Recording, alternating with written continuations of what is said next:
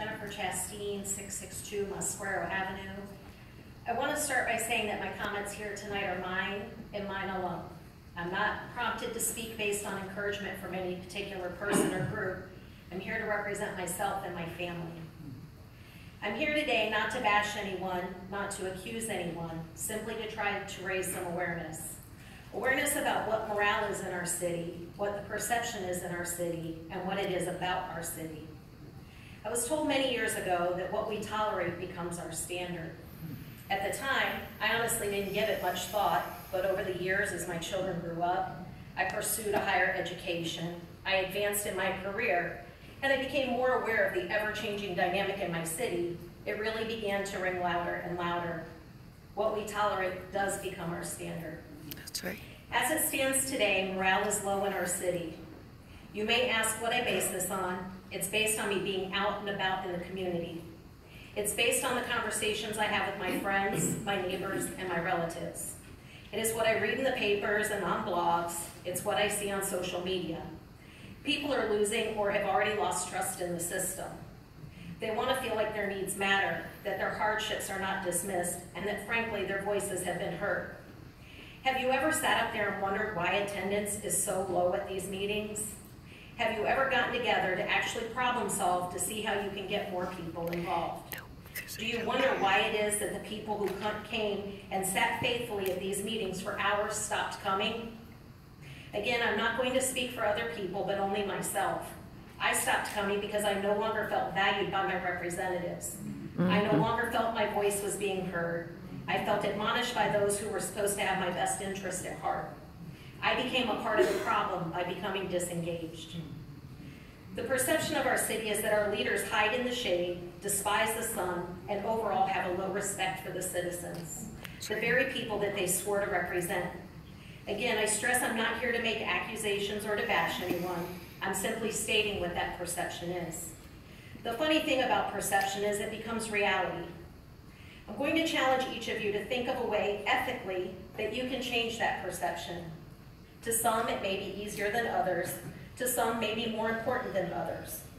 I'm asking you to have an open mind, to think back to why you wanted to be a representative of this large community. And when you look in the mirror at night, ask yourself, was I the best person I could have been today? If not, what will you change for tomorrow? Let's talk quickly about some things that potentially could constitute, at the very least, as ethical dilemmas for the city. First, how about the lengths that people have to go to just to get a records request filled?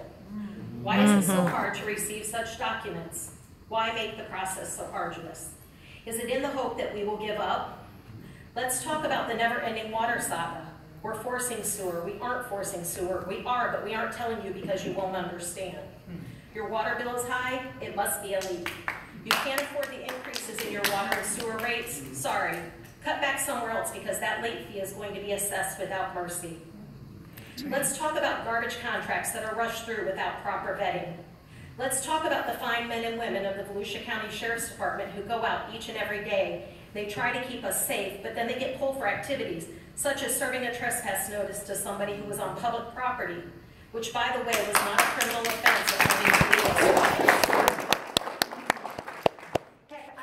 Lady, but if I stand by idly and say and do nothing simply because I don't know her, means I'm allowing you to command this type of behavior against anyone and everyone. That's right. It's common knowledge that many of you actively read community pages on social media.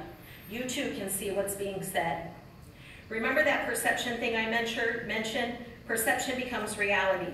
The perception is that our city is in a state of turmoil, that rather than having thoughtful and meaningful discussions about what's best for our city, by involving our citizens, that rather there's a bully mentality. Would you wrap it up, please? I'm wrapping up, sir. Wow. There's a bully mentality going on. I venture to say, let me finish, please. I venture to say none of you want to hear that that's what's happening, but that's how people feel, and that's what they're saying. Is the goal to make us a better city by coming together, or is it to divide the masses? The more things change, the more they stay the same. Things in life are cyclical, just as the case is here with our city government, where we were on a rotation for a while, firing or running city managers and attorneys out of town, one right after the other. We've contracted with our current legal firm multiple times, much to my own displeasure. I have no doubt that soon enough we'll have a change in who's overseeing the day-to-day operation. I've got to call you. Thank you.